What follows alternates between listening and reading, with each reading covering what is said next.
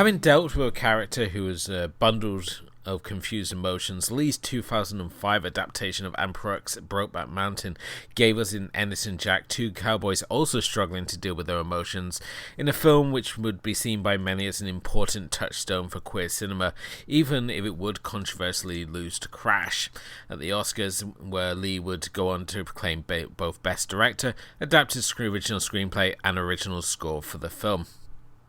Here we have featured two cowboys who are not only struggling to deal with their own emotions, but also dealing with acceptance of the world around them as they sneak out to the titular Brokeback Mountains to deal with their emotions over the period of 2 decades. I'm Elwood. I'm Kim. And you're listening to Movies and Tea. Let's take it to the booth. Right, well, tonight we are going to be talking about Brokeback Mountain, another classy fare.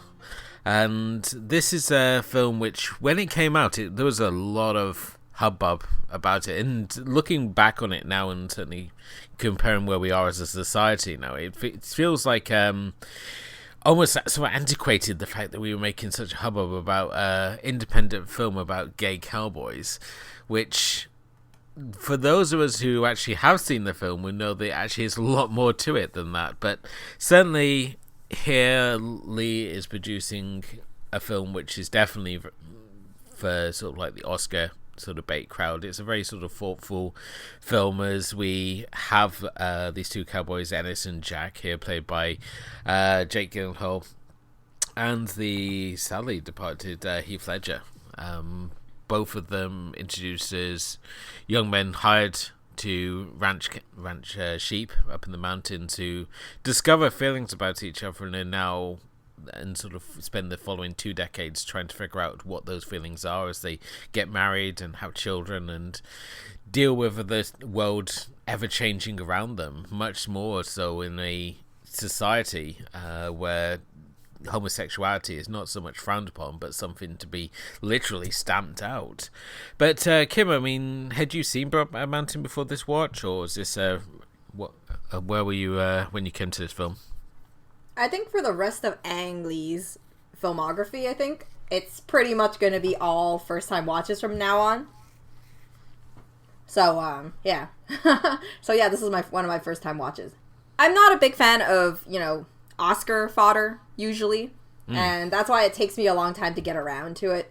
And I mean, Brokeback Mountain came out at a time where I was like, I'm in Montreal, so Montreal is already very, we have a lot of LGBT things in the city already, from pride parades that are from many decades ago. I remember being at them when I was really young, and and then we have like a gay village and everything. So gay relationships is not like completely unknown here. But obviously, like, Brokeback Mountain was back then, it was very much, I think, mostly recognized because of that. And it was because it was so daring to talk about it in 2005 about, gay cowboys. I know, it seems like a lifetime ago. And thinking about it now, where 15 years later, and the world is completely changed because we have so much more of this LGBT cinema, and that sort of diving into these, what used to be forbidden relationships, as this, obviously this story hangs a lot on. But now a lot of the stories we have, it seems like now, stepping into the movie, it's less refreshing than I would say if probably I went into it in 2005, obviously. But at the same time, I also think you need to be a little bit older to be able to appreciate a movie like Brokeback Mountain. I can imagine myself really not liking it, especially as its runtime is like over 2 hours long. And, the pacing isn't exceptionally fast either. No, this is definitely a slow burn. I mean, that first hour is a little excruciating, depending on what you're obviously watching the film for. I mean, if you obviously want to see Jake Gyllenhaal and Heath Ledger playing cowboys, I mean, yeah, that first hour I'm sure is going to be real riveting for you. But the real sort of meat of the sort of story really sort of kicks in around the second hour, where these two guys are basically started to try and move on with their life. They're trying to establish some sort of normality, yet at the same time they're still arranging these fishing trips, in quotation marks there, up to the mountains to reconnect with each other. And it's really especially interesting because we look at the Heath Ledger's character, and he's, as I said, he's settled down, he's married, he's a family man, and he's living this what would appear to be this sort of much more normal life. And then we look at Jake Gyllenhaal's character, who's struggling to deal with the fact that he has this extreme long distance relationship from this man he has such obvious feelings for, and the fact that he's trying to fall in line. He tries to do the right thing. He gets involved with a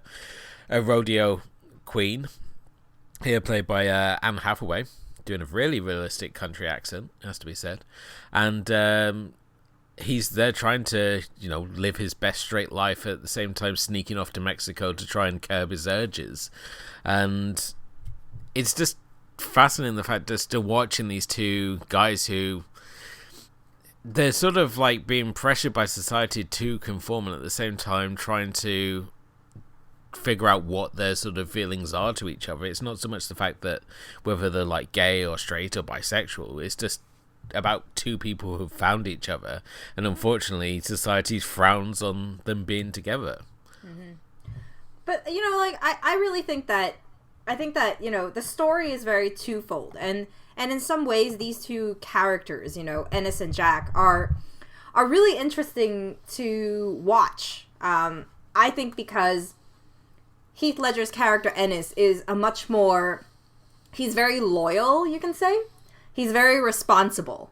And at the same time, he's also very reserved in his ways, right? Because if you think about it, his character really only is interested in men when it's with Jack. Yeah. Whereas Jake Gyllenhaal, this is his nature. This is something that's a part of him. He's already embraced that he likes men. And it's all a big facade to be with Laureen, which is Anne Hathaway. And while he's able to, play that role of a husband very well and a father really well, he, essentially where he finds fulfillment is in, intimate relationships with men. And in that sense, I think that it's interesting to see how he's really, I don't know how to say it. He's kind of has this in a certain way, he's kind of deeper in this sense where he really does, there's a lot of love between these two and their relationship, because they have so much separation and so much together, and a little bit of together, that it feels so subtle, their whole connection and what they have for each other, because there's this feeling that they are pretty reserved with each other when, they're just sitting around talking. Obviously, there's those very passionate moments that we get to see on screen a little, and those ones are done really well, because you really do see that kind of the different levels of passion and emotion that is between them. And somehow Ang Lee does a really good job at directing this, because he's able to make it feel as passionate as if you were watching just a man and a woman, making them feel like these two, their love story and their romance is really, it emphasizes on a really good point that men in a relationship and are accepted heterosexual relationships are really the same thing, when a romance is a romance. And I think that's what I really appreciated the most out of the movie.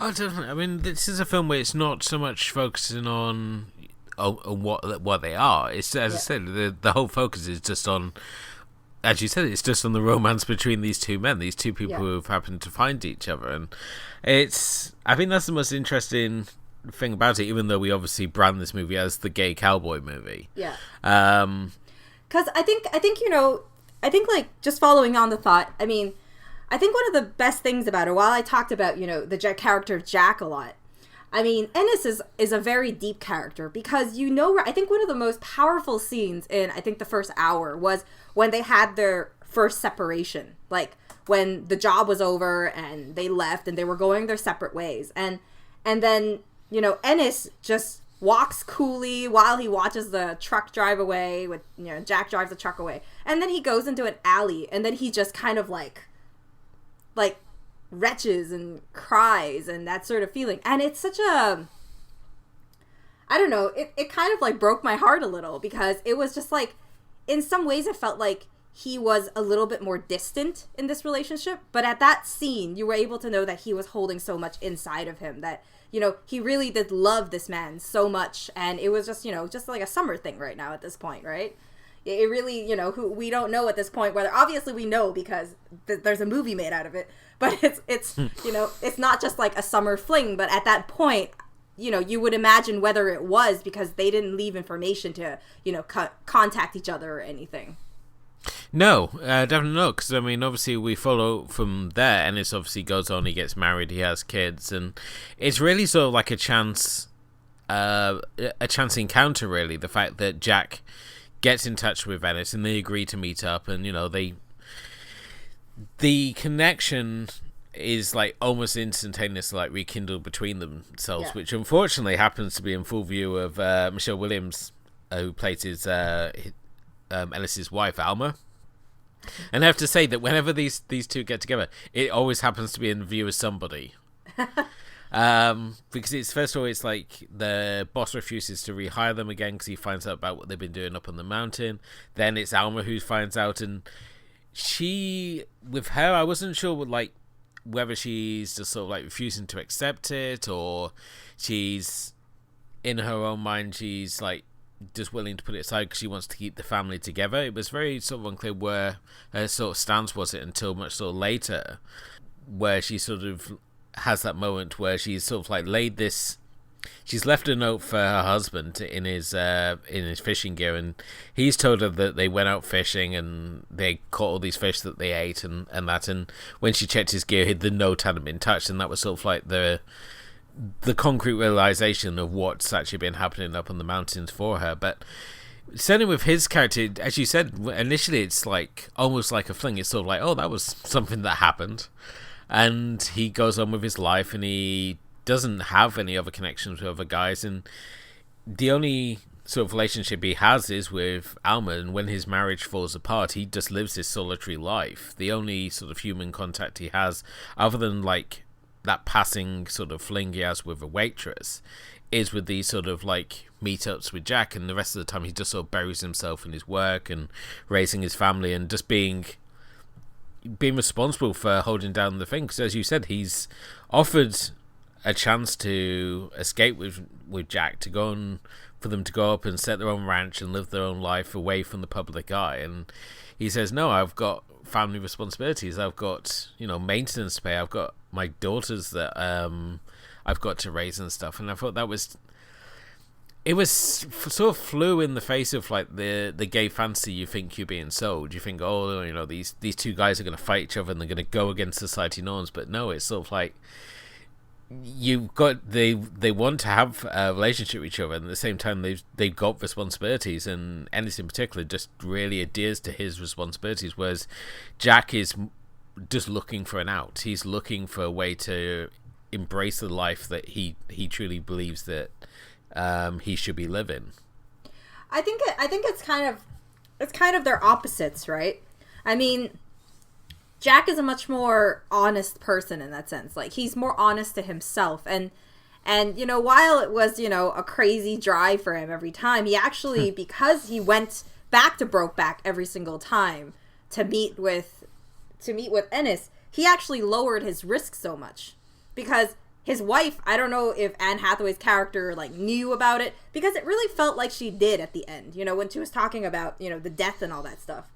It felt like she did. She was hiding more than what she was saying. Like, in some ways it kind of made you question a little, but we'll talk about that later. But at that set, like, she would make that remark and that sort of thing, but at the same time, Ennis is that sort of character where he just has, I think he's held by a lot of fear. He's held by a lot of worry about how the society views him. Whereas Jack is less of that burden. Because, he openly tells his family pretty much that, at one point I'm going to come back with a friend and we're going to build this ranch up. We're going to make this happen, And his parents obviously, know about it at that point that something, is going on here. But, at the same time, it's like it was always in his plan to do this. At one point, he believed that he would be able to convince Ennis to do it.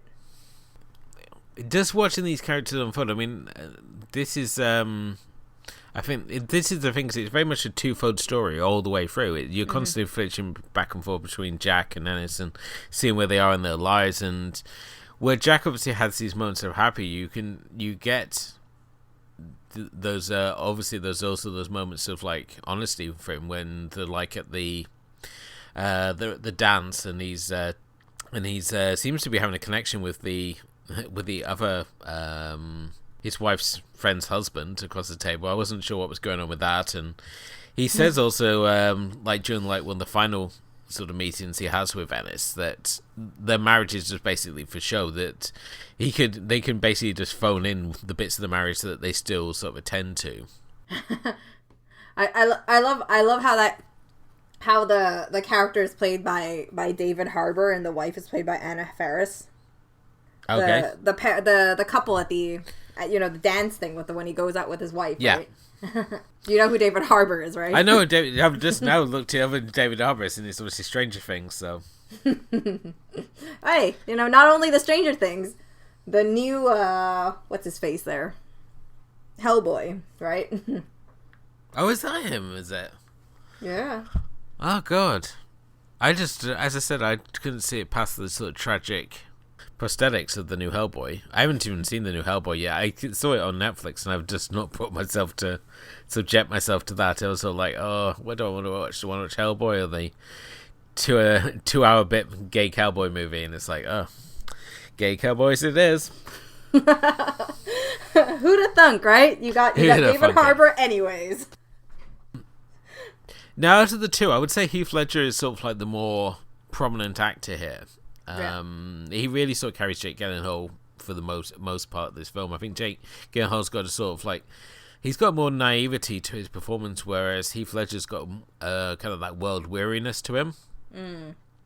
And I think in many ways, while obviously Ledger, I mean, he openly said he had no problems playing a gay man, his only sort of concern was that he wasn't sure he had enough maturity to play the role as an actor, and I think he definitely pulls it off. He's very convincing as a father figure, and playing a character older than, I'm guessing by the time he finished, he's obviously older than Ledger was.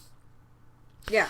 And I think at the same time, well, Gyllenhaal's got that. Obviously, he's very naive. He's very happy-go-lucky. That it only makes the moments where he sort of snaps, such as like his father-in-law, who keeps turning the TV back on, whether they're at Thanksgiving. I think those moments only have the more power when you see him sort of like letting loose with a bit of that frustration he's obviously building up over these years, where he's not getting to see the man he'd rather be with, rather than. Well, he's been sort of forced to stay at home and play happy families with his annoying in-laws. Yeah, and then the in-laws on top of it doesn't really respect him either, right? So yeah, he doesn't find his spot at home. While Heath Ledger in some ways, like Ennis, has a spot at home. Like when he was married, he was the father figure at home.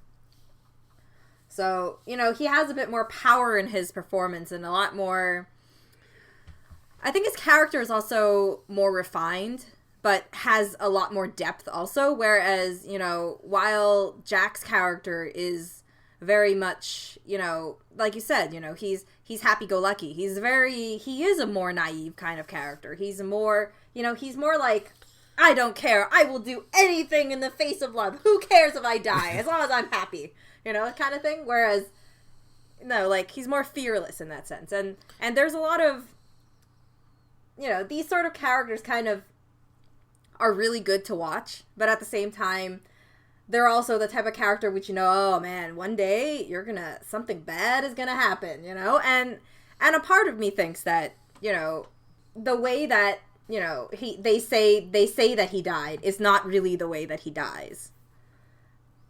But, obviously no one knows because, the flashback you get is more of an imagination than, than really whether it's a truth, right?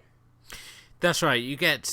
You're presented with two different truths, really. We're given the story being told by Anne Hathaway's character, which is okay, spoiler alert, that her husband was killed while he was changing a tire.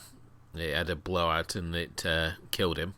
And at the same time, we got Ennis's sort of version of what happened, where he was obviously gay bashed.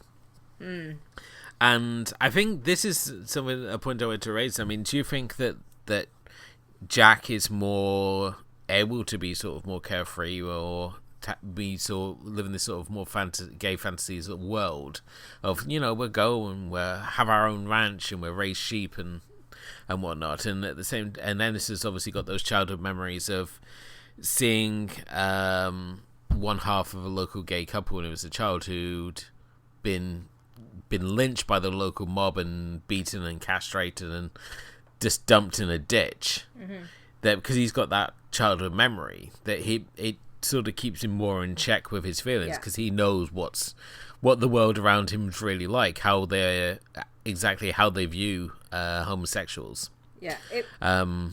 Especially in this Bible Belt sort of stretch of land that they happen to be in, because they're very sort of devout Catholics, it has to be said. Obviously that's the fear that he has, right? That he grew up with this notion that it was wrong. And I think that, whenever you talk to, say, like, if you watch enough Queer Eye, the TV series, which I do, but if you watch enough of Queer Eye, you pretty much get the concept that, a lot of people grow up in church, and I don't go to church, so I don't know, but, a lot of people go to church, and they frown upon gay men, or, whatever, like, the LGBT community. But at the same time, like, that's why a lot of them are having this sort of, in that sense, I think that's why Ennis's character is, obviously they're in the day and age where it's not now, like, maybe now it's more accepted, I think. And for him, it's like he has this fear that's already been implanted into his mind that this is something that's wrong, and it's kind of like at the certain point, I think, right now we're really getting into spoilers. I mean, the spoiler alert we had is real, but right now we're getting into it. Is, like, at the last part where they have that final meeting, I think it's one of the most powerful scenes, because you start realizing that as much as this is, something that, they love each other a lot, they also have a lot of frustrations towards each other. And a lot of, things that they're not happy with. Whereas, like, Jack hates the fact that he doesn't say anything before he says that, his job is so important, but he won't move on with him. While at the same time, Ennis's character kind of blames Jack a little. Because he was kind of like, at the beginning, he was like, well, I've never sinned before, And to him, I think, in his mind, he feels like he's sinned.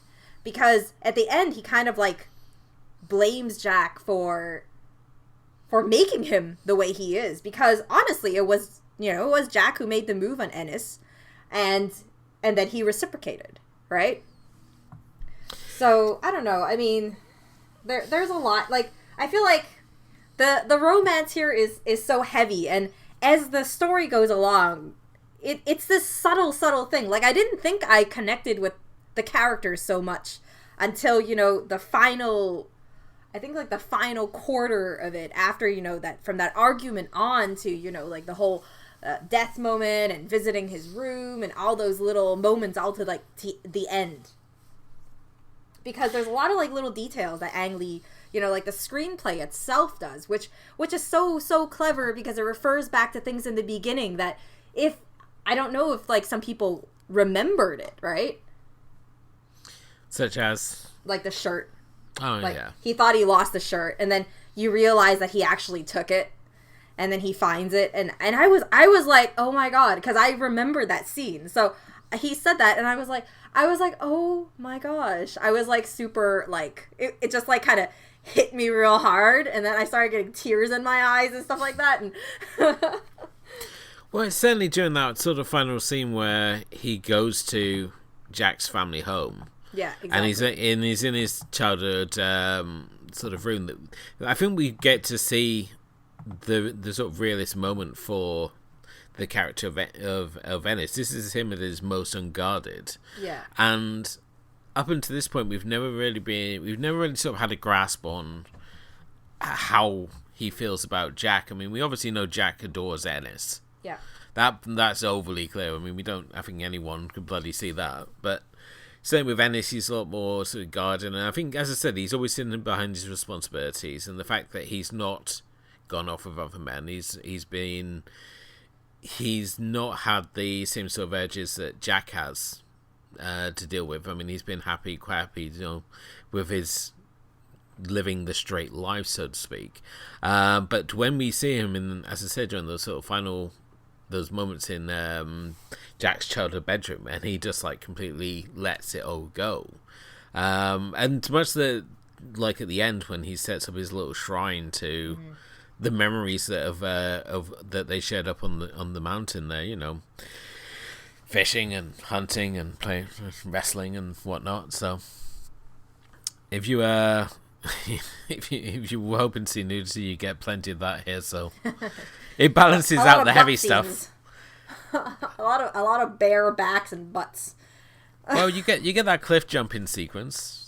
Yeah, but a lot of people were real glad for the invention of DVR pausing for that one, I'm sure. Well, if you're into gals, the Anne Hathaway also has a topless scene, which I doubt she's ever done again after that one. Oh no, she does in Love and Other Drugs, and it's always surprising. Yeah, that's true. I forgot about that. It's surprising because Anne Hathaway, like Katie Holmes, you don't imagine her to be doing nude scenes. To quote Howard and Kumar, because she's a good girl, and now we get to see her boobs. Same with Michelle Williams. I think all those years we're watching Dawson's Creek, hoping it was going to happen, and all we should have been watching is just highbrow gay cinema, clearly. So, but yeah, I mean, it's very hard to with this film. It's coming really in the wake, because before this we obviously have the new queer cinema movement. We've brought in the likes of Greg Araki and Gus Van Sant. I mean, Gus Van Sant was originally sort of first choice to direct the film, and he'd hoped to cast Matt Damon as Ennis and Joaquin Phoenix as Jack. Both solid choices. Unfortunately, Matt Damon was like, I did a gay movie with Talented Mr. Ripley, and I did a cowboy movie with All the Pretty Horses. I can't follow it up with a gay cowboy movie. So Van Sant went on to make the bio film Milk, based on the life and times of gay rights activist and politician Harvey Milk. Joel Schumacher was also linked to the project for a while, which is kind of surprising.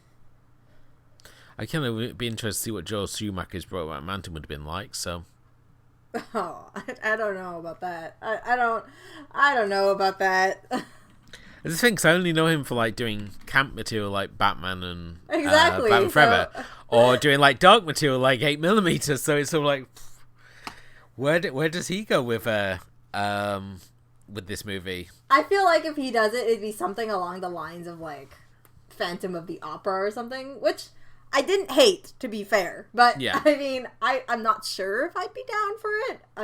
I don't know, like it's. Well, there is an opera version of this film. I've not seen it, but it's out there. Okay. I'm not sure I'd want to see it, but I don't know. Then again, I'm always surprised what works as an opera. Like they did a Jerry Springer opera, which was really good. So. Being the Canadian that I am, we do have to talk a bit about the scenery. And obviously because they won the award for original score. So what do you think about those two things? The score I find very forgettable. There's only one noticeable bit of music. Cowboy. It's very cowboy because it's like all guitar strums and stuff like that. I think at the beginning we get some, and then we get some harmonica bits with the thing, but that's not really the score. That's just him messing around, I think. And it's very subtle. I think that's the deal is Ang Lee cinema is not supposed to be known for their score. I mean, there's a lot of montage moments when they're going through, the times of, the 4 years apart and the time between and all that stuff. There's a lot of montage moments, and those have the original score, which does blend well with the scene. But is it something that I say would stand out? I'm not really sure. It really depends what else was nominated at that time. Well, the problem with the Brokeback Mountain soundtrack, I mean, there's only one memorable bit of music in it, which is that sort of soaring string section that they used in, like, the trailer music and, like, whenever they were promoting this film. The rest of the time, it's just, like, someone strumming away on a guitar, plays a note here, a note there, and it's very abstract. It doesn't sort of add or take anything away, and it's interesting when you compare it to when we look at Crouching Tiger and Dragon, where we had like the more sort of traditional sort of like Chinese opera sort of backing track to it. We had like the tonto drums and sort of very sort of like traditional sort of music there, which was really great as it sort of set pace and tone for what we're seeing on the screen here. And when we compare it to Brokeback, and it's just very sort of abstract, and it's sort of like it's just there in the background to fill in the silence. Really, the rest of the time it's just more about what's happening on screen. And I would have preferred maybe just like a nature track or something in the background, because just something. Because at times it felt like it was just too quiet, and especially when you're dealing with the gravelly tones of Ledger, who at times he just seemed to be speaking into his chest more than actually projecting his voice, which was a bit annoying. Yeah, no, this movie really benefited from subtitles. I'm telling you that right now. It really benefited from it. But yeah, as I say, I keep coming back. I keep looking at it and then just thinking back to 2005 and the fact that you had people were still shocked about this. I mean, over here in Britain, we'd had adaptation of like Fingersmith and Tip in the Velvet, which is obviously Victorian lesbians, and it was funny when at the time, because obviously hanging out in the village and stuff, and you read like the pink paper and whatnot, and they got like the top 10 books, and it was like Tip in the Velvet, Brokeback Mountain, and Fingersmith. It's like, oh, so basically anything that's got a drama attached to it at the moment. So. But certainly, this was really embraced by the community, and at the same time, it was being blasted by the church, including Fred Phelps, who took it upon himself to call Heath Ledger's death out as being a punishment for God for promoting the act of sodomy. Which, but thankfully, we all know where he's to. No, burning in hell, you hate-spewing hate monger. Well, I mean. Movies are very fair, right? One year we talk about gay cowboys, and then the next we're talking about, something like Spotlight, which talks about, not very, nice things about the church. It's funny, really. I mean, when we look at the situation here, where the Academy, let's not face it. I mean, this year, the year that Brokeback Mountain gets snubbed, gets snubbed in the Oscars. I think it's also the same year that Tilda Swinton doesn't get a nomination for We Need to Talk About Kevin. Drive also gets ignored. I mean, a lot of people wanted Ryan Gosling to get a nomination for his role in that.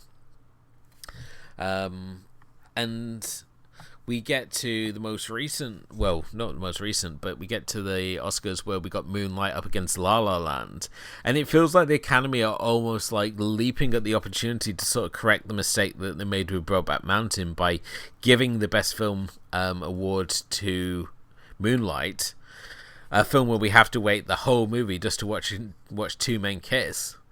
When it should have rightfully gone to La La Land. And obviously I think Warren Beatty felt the same as well, because he did try and give it to La La Land. Well, I don't know about that. I mean, I've only seen Moonlight and not La La Land yet, surprisingly. So, I mean, Moonlight I did don't know. nothing for me. I think because this is the point I was spoiled on Greg Araki movies, and when you watch Greg Araki movies, all his characters are just so oversexed and out there, and it was really kind of shocking when you're watching this as sort of late night viewing because nobody else is showing LGBT characters. So to see men engaging in healthy gay lifestyles and having such a good time, I mean, I showed it to one of my friends who's again, he's like, yeah, that's totally unrealistic. Nobody's having that much fun. So. So it was like, oh, you kind of killed my view of what was happening down the community. So, but as such, it now sort of like means that when we have these more subtle gay dramas and stuff, it's sort of like, just rather be watching more Greg Araki than this. It's all I don't need to wait a whole movie to watch two men make out. If that's your whole selling point, it's kind of like that other movie we had recently, Call Me by Your Name, or Brolita, as it was affectionately known. I think that suffered many of the same issues as well, but I don't know. I mean, we'll see. yeah. But do you see yourself really sort of going back and watching this again? I know there's people on Letterboxd who say that this is like one of their favorite movies and they constantly go back to it, and certainly it made like the number one slot for many sort of best of lists in the year it was released. But I don't know. I mean, I don't usually go back to movies like this. Dramas are not something I usually go back to. I mean, the drama that I probably have seen the most of is probably Moulin Rouge.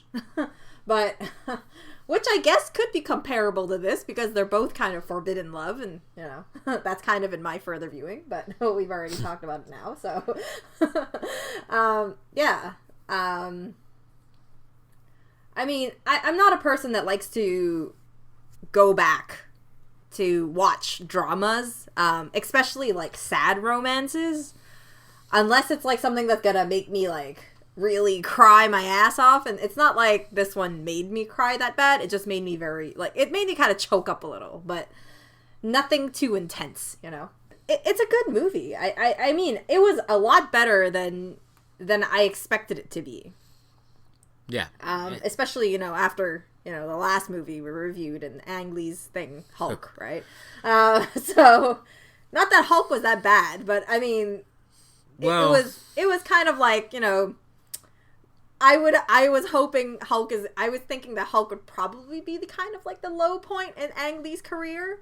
So, I'm thinking Brokeback can't be that bad, and, you know, I went into it and it was, you know, it delivered a lot better than I expected to, especially for like a 2-hour movie where, as you said, you know, I agree with you. And the first hour was the hardest to go through. I remember checking the time over and over again. I felt like I had watched like an hour and a half, and it just was never there, you know. I know what you so mean. Yeah, I mean, I don't know. Slow burns are hard to watch again unless they're really, really exceptional. You know, like, I don't know, Stoker or something, or like, you know, the Vengeance trilogy or something. But other than that, it's really, it's not something I go back to watch frequently. No, it's just all a bit too grim, really, isn't it? It's it's as I say, it's just it's such a slow burn. Yeah, and at the same time, it's required for the material and the story it's telling, which is great, but at the same time, it's not a story I need to go back and revisit. There's nothing really to sort of dissect here, and yeah, pretty much that's it, right? You want to go back, it's either the movie is very enjoyable, or you really connect with it, or it's something that, you know, you have a really good time watching when you go back, or there's something more to discover, and I don't think that any of that applies here. So, like, if I was to have a fun time watching an Ang Lee movie about a gay romance, well, I'd go back to The Wedding Banquet. I wouldn't come back to Brokeback Mountain. You know, like, it's not like Ang Lee's never done a gay relationship before. He's done it before. So, it's, you know. I think this is the thing. I think The Wedding Banquet is certainly a stronger film than this one is. Certainly in the terms of people having to hide their sexuality, and certainly I think Wedding Banquet, I think we both had a lot more fun with that than with this one. This one is just so grim in places. It's sort of like it's such a grime to watch people living out in the sticks doing nothing, with the hopes that they may actually get, like, every couple of years get to escape with a buddy to go and do something fun up in the mountains. Yeah, and the thing is, it's wild to think that, Brokeback Mountain was such a daring project about gay cowboys, and then we talk about Wedding Banquet, which Ang Lee is kind of like, super daring in 93 when he did it. So, he's way above daring at that point, and I think that, it seemed fitting for him to come back to it when he did to pick up original screenplay, which is about, another gay relationship for him to bring to the screen to a much, bigger audience than, what The Wedding Banquet had, obviously. Yeah, I think it was certainly with Wedding Banquet. It was such an indie movie. That's why it sort of slipped onto the radar. And obviously, when you look at Brokeback Mountain, I mean, he's already sort of established himself as a mainstream player at this point, with, like, coming in hot after Crouching Tiger, Hidden Dragon. Hulk had obviously made a fair amount of waves, even though it wasn't particularly great. And I think we kind of owe a lot to Brokeback Mountain, the fact that Ang Lee didn't retire as he had originally planned after doing both Crouching Tiger and Hidden Dragon. He was sort of like, said he was pretty much done. And that he sort of revived his interest in directing by doing Brokeback Mountain, this small little $14 million indie film, which, like, then goes on to, like, gross, like, some $178.1 million, which is sort of pocket change we can all do with. And this is also, you've got to remember as well, this is 178 million flying in the face of cinemas that are refusing to show it because of obviously its subject material. There's whole countries which are refusing to show it, and yet it still turns in 178 million, and, like, goes on to be, like, critically and, like, pick up numerous awards. It's not bad going, really. Yeah. You got to take some risks, right? And Ang Lee did a risk that really, really paid off. So, if you like Brokeback Mountain, what do you watch next? Well, I mean, I looked at it as multiple levels, right? Like I said, you can go the Forbidden Love way, which I would say, if you were looking at Forbidden Love, my favorite would be Moulin Rouge. It's a musical. It's kind of fun. It's a bit sad. It's a bit dramatic. Very fitting if you like Brokeback Mountain. Not the fun part. This one's not that fun. But if you were going into kind of like gay relationships, I actually recommended, to pair it with Call Me By Your Name. I know you don't view this very highly, but I had a decent time watching it. I'm not too crazy about the fact that they're making a sequel. I'm not so sure where they're going to go with that. But, I mean, for now, Call Me By Your Name sounds like a really good one, mostly because I think that, they had some really good performances. I'm not so sure about the story, but the performances were really good. And then if you want something a little bit more, like, lighthearted, gay romance, I would go in the direction of The Birdcage, which is actually one of the movies I really enjoy, but I surprisingly don't watch a lot. I love The Birdcage, but I would never, and I love the French original film as well. La Cage aux Folles, which I really enjoy as well, but I would never put Birdcage and Brokeback Mountain in the same sort of context, so that's a very good pairing. Well, I mean, you watch something really dramatic. For me, I'm always like that. When I watch something really scary, I have to watch something very funny. Just like when I watch something really dramatic, I need to watch something, like, very relaxing afterwards to kind of, like, undo those very complicated feelings inside. So it's not a bad pairing, I think, as a contrast. No, definitely not. What about you? What would be your further viewing?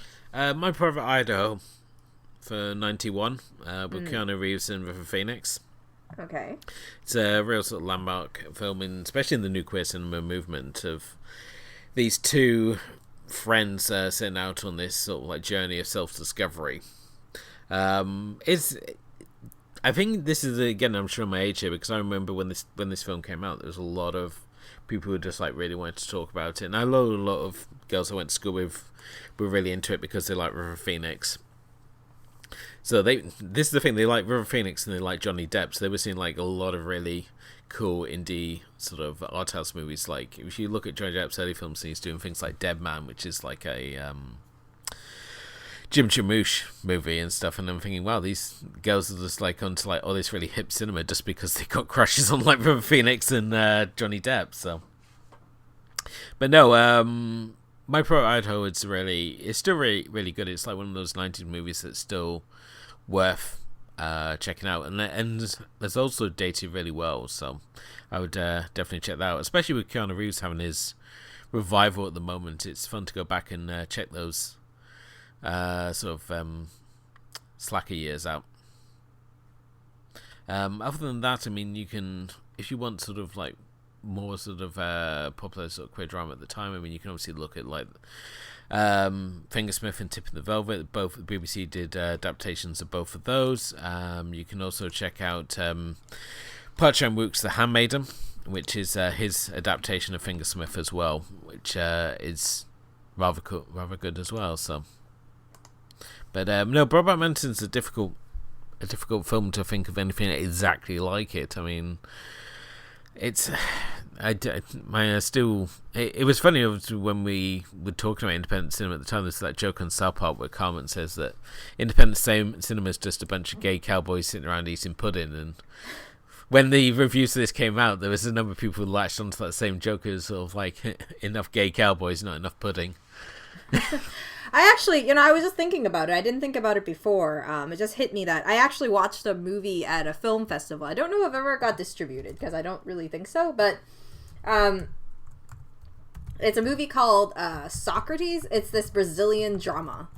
And it's somewhat of a coming-of-age story. And it's very relatable to Brokeback Mountain, I think, in that sense where it's set in, like, obviously the Sao Paulo with a 15-year-old teen who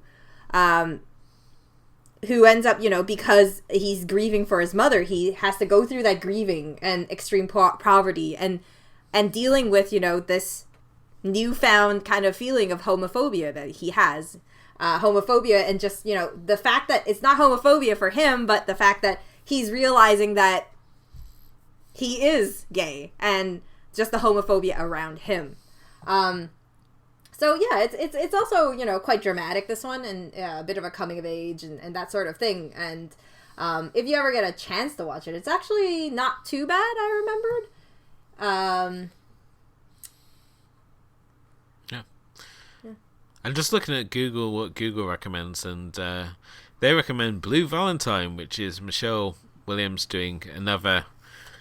Yeah, but Google just uses a lot of times just the characters that are in the movies, so it's not very relatable in that sense. I think Blue Valentine, the closest it's gonna ever get is probably like the dramatic romantic bit. Why can't Michelle Williams just do some happy indie movies? Someone give her a romantic comedy. She always does these like really emotionally draining movies. It's maybe that's the type of character that I don't know. Maybe that's the type of character that she excels. I don't know. I just feel so bad for her all the time. It's sort of like if she was like a person, you just want to sit down and give her a hug. It's like you're just going from one bad relationship to the next. If your cinematic self is just let's find you a nice guy who works at Staples or something and hasn't got 101 issues. Her cinematic self is all about the crap relationship. Yeah, her cinematic self is just about life is pain. It's like but yeah, they it does recommend Crazy, which is also really good. But I'd say that's more about just self-discovery than sort of themes that we touch upon here. But no, if you haven't seen Crazy from 2005, definitely check it out. It's a coming of age story, and I read somewhere that I think everyone in Canada had seen it. So I haven't. So well, apart from Kim. But then I'm always the exception to the rule in many things. So I don't like to follow fads, and people are like, "Oh, I'm watching this." Well, I probably haven't watched it yet. I'm gonna wait a little while. I know what you mean. So. But yes, that's obviously our thoughts on Brokeback Mountain. Please do let us know how your thoughts on Brokeback Mountain, especially if you remember when it came out, or how it affected you personally. We'd love to hear all those comments, and you can connect with us on Facebook and Twitter, as well as Instagram. You can also check out our blog. So it's Movies and Tea podcast at wordpress.com, where we got our complete archive, and you can check out our complete seasons, which we've done already on Paul W. Anderson, Guillermo del Toro, Sofia Coppola, as well as the earlier episodes of this season here, where we're looking obviously at Gus Van Sant. But Kim, where do we go next? We're jumping forward 2 years later to 2007's Chinese drama? Romantic drama? Lust Caution. Yep, Lust Caution. Certainly one of the films I'm really excited to see. This espionage erotic period drama. Erotic anything with Ang Lee's hands is always worrying, but at the same time I'm very excited to see this. I mean, it's based on the 1979 novella by Eileen Chang, set in 1930s Hong Kong, as well as 1942 Shanghai. So really excited to see this one, as I've only seen the sort of opening 15 minutes and never been able to get back to it since, so I'm very excited to see this. I think when we were doing the list for this season, it was sort of like Lust Caution and The Ice Storm were the I hadn't seen that was sort of really keen to check out, so it'd be really good. Yeah, I didn't know this was made by this was adapted from Eileen Chang's thing, because she's so popular. I don't think I've ever read anything of hers though. I've always wanted to though. Yep, Joan Chang, Tony Leung, Tang Wei, Li Hong Wang. So that's obviously coming up on our next episode. But as always, thank you for listening. And if you haven't done already, please do hit the like and subscribe buttons, or leave us a review. It all helps raise the profile of the show. And we'll be back next time talking about Lust Caution. Good night.